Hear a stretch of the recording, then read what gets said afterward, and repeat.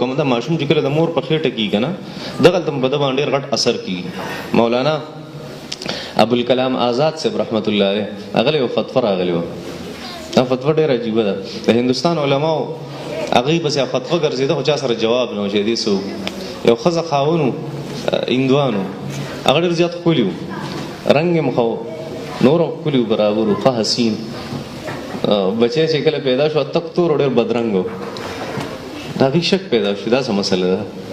نو فتوی ګرځولی چې یاره دا مسلمانان دا ډېر قابلان دي په دې پسې دارالعلوم دیوبند ته راله نور ندوة العلما یو ځای بل ځای ته خو مزه یې نه کوله چا د هغې مسلې حل راوینسته. هغې مونږ څه بس پته نه لګي د الله نظام دی، کله یو جواب کله بل جواب کله یو جواب. هغې نه متاثره کېده دې خبرو. مولانا ابوالکلام آزاد صاحب رحمت الله علیه هغه له دغه فتوا راله.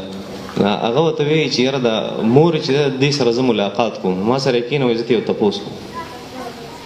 چې ابوالکلام آزاد صاحب رحمت الله علیه سره کېناست. ابوالکلام آزاد صاحب رحمت الله علیه تپوس کو وایي دا راته ووایه دا ماشوم چې کله ستا په خېټه کې و تا چېرته ډېر په توجه یو تور سیز ته خو نه دي کتلي؟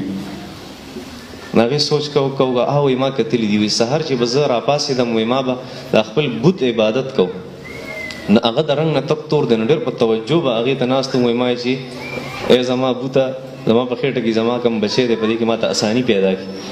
ابوالکلام آزاد صاحب ته وفرمایل چې د مور په خېټه کې کله ماشومي که نه د معاشرې او د ماحول چې دا څه تم ګوري د هغې اثر ډایرکټ په دې پلیسنټه باندې کېږي. کوم چې د مور دا خېټه ده او دا بچی پکې پروت دی دننه په دې باندې ډایرکټ اثر کېږي. خلکو ته بیا وایي چې داسې بیا مه کوئ. لومبی اثر د مور په خېټه کې کېږي په ماشوم باندې.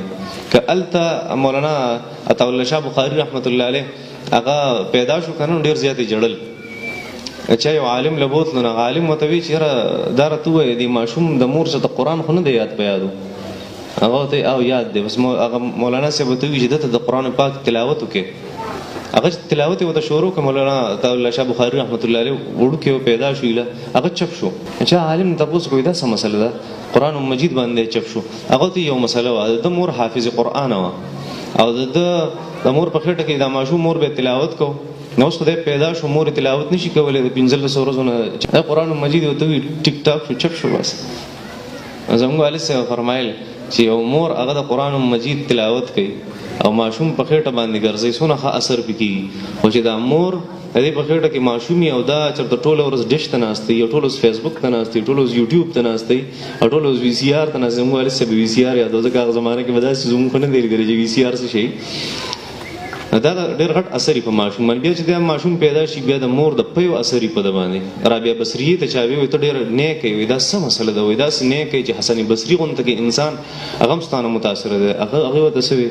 هغې ورته وایي زما مور چې زه کله پیدا شوی یم او ما له پی راکړي تر اخره پورې چې 2 کاله ما له پی راکړي چېرته بې اودسه یې ما له پی نه دي راکړي ځکه زه دومره نیک یم. او چې هغه دلته ماشوم له پی ورکوي او هلته د انډیا مسته ګانې لګولي نو هغې خو بیا څه اثر یي که نه څه نقصان خو به پیدا کېږي. درېیمه خبره بیا د ماشوم یو درېیم سټپ دی د 10 کالو پورې ماشوم صرف ابزرویشن کوي. دا ګوري په معاشره کې چې څه کېږي بیا هغه شانتې کوي. که پلار یې موبایل سره لوبې کوي بس دا ماشوم هم بیا موبایل غواړي ما له موبایل. که پلار یې هغه قرآن مجید په لاس کې نه دی بیا قرآن مجید ته کوشش کوي. دا یو څو خبرې ډېرې ضروري دي. نه پس بیا هغه دته د وینا د امر بالمعروف او نهي عن المنکر دور شروع شي. یعنې که دغې وخت پورې ماشوم کنټرول کول دا ډېر ګران کار دی. نو ماشوم ته داسې ماحول فراهم کول الله جل شانه دې زموږ صحیح ماحولیات هغه دې الله جل شانه زموږ ماشومانو ته